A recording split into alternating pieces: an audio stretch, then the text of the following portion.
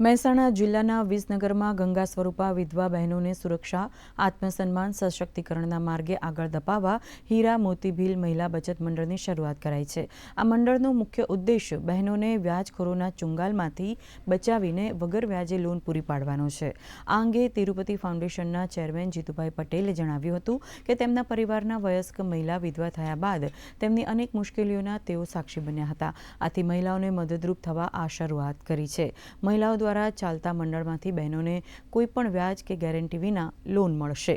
છેલ્લે 20 વર્ષથી ગંગા સ્વરૂપ બહેનોની કીટો તિરુપતિ ફાઉન્ડેશન દ્વારા અપાઈ રહી છે અને આજે પણ અમે આપી રહ્યા છીએ અને મેં નક્કી કર્યું કે ભાઈ ઈશ્વરે જ્યારે મને પૈસો આપ્યો તો હું આ બહેનોને કીટ તો આપતો જ હતો, પણ આ બહેનોને જો પગભર કરવી હોય તો આ એક નાની બચત મંડળથી એક શરૂઆત આજે અમે વિસનગરમાં આ મારવાડી વસ્તી કરી રહ્યા છીએ।